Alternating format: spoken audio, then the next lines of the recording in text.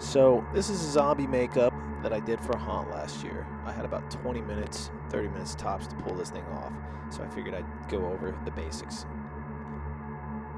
You can use all kinds of makeup. Water-based makeup, similar to Wolf. Illustrator is an alcohol-based makeup. I airbrush a lot, so I like to use a lot of mehron liquid-based makeup. You got your liquid latex you're going to need, some cotton balls, some activator if you go with alcohol-based makeup, some pre-made prosthetic pieces made from just latex and cotton, some base makeup, more water-based stuff, some tissue paper, toilet paper, paper towels, and lots of latex.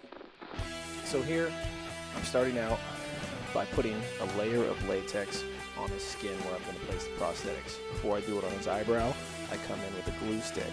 That glue stick is to help hold his eyebrow down so that the prosthetic sits more flush, as well as preventing the latex from pulling out the hair on his face. Because if you don't, it hurts really bad removing latex out of your hair. Okay, so you're putting the latex directly on the face, and you're also putting it directly on the back of these prosthetic pieces. You're using it just like you would rubber cement. So, just like rubber cement, you let the two sides dry a little bit, and then you push them together, and you get a great bond. If you try to just put a bunch of latex on it and stick it on, you can get it to stick, but it's going to come off. It's not going to sit. It's not going to have the same bonding that it would this other way. So I don't recommend just goobering on some latex and sticking it on there. Use it the right way. Now this piece we've used quite a few times, so there's a pretty good edge. You can see I've cut it out from being used before. That's why it's got these randomly weird shapes around it, so like a circle on everything, because I've actually cut away the cotton and gotten rid of where we pulled it off and then cut it out and used it again and again. So the prosthetics are made of cotton, latex. The teeth are actually sculpey clay that are just grimed up a little bit, thrown in the oven, and then taken out and then re-super glued back in place so that they don't fall out throughout the night. Otherwise they will. So I go around with cotton balls around each piece, building up the edges.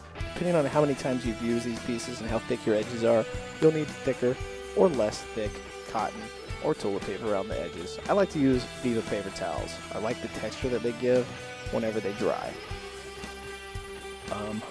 Now I am pulling back some paper towels around the edges to give the illusion that it's going to be ripped and that this place is sort of a hole all within this area. I'm pretty much leaving the makeup and the latex off of the nose for now. We're going to do most of the nose with just paint. So now I'm coming around on the other side, doing the same thing, putting a nice rip, using the back end of the brush, the front end of the brush, just sort of getting latex on there, just pushing it around and putting it where it looks like I want it to be. I'm actually putting enough cotton balls there to build a fake little cheekbone and a little bone sticking out above the eye. Speaking of the eye, it's just black pantyhose laid down on latex with latex put over it in the shape of a circle. Really easy to make. They're just pre-painted with water-based makeup. That's one of the great things about latex. You can use water-based makeup on all of it, unlike silicone.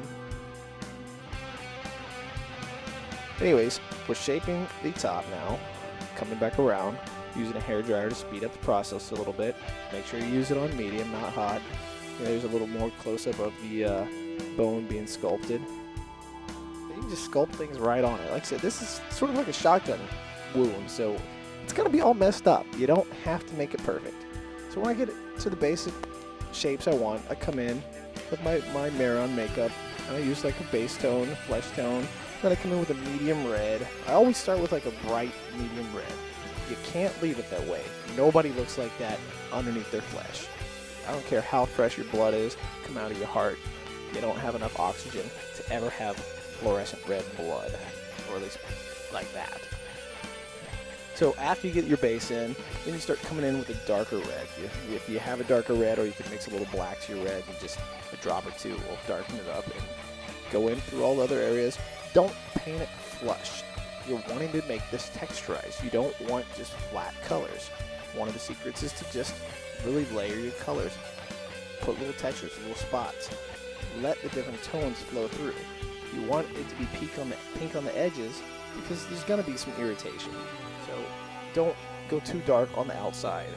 You're going to put a few little dark spots, and little dark spots look like rips and pebbles from the shotgun blast. Don't forget the gray in the eyes. You know, all screwed up, so you don't want to look all perfect. Especially at a haunt. At a haunt, you want the eyes to be darkened up. I'm blackening out the lips, coming back, adding a little more black. We're going to add a little blood here. This thing's almost done. You can see that the cheekbone is still sticking out. The blood is great. I think it's been Nye scab blood. This stuff is thick, holds its place. It's wonderful to work with. You can use a brush and just sort of paint it on. Just goober it in there. Definitely stick it all in all those cracks. Here's the problem most people do. They'll use a liquidy blood. They'll just cover everything. All this work, you painted all this stuff up, and you cover it all in blood. What's the point of that? So yeah, if you were going to do that, you might as well just paint it that bright red and just splatter some blood on it and be done with it. You got to be selective with your blood. If you notice, you can see there's a lot of blood on there, but at the same time, there's a lot of spaces with no blood. You want that to not over compensate and dominate your work.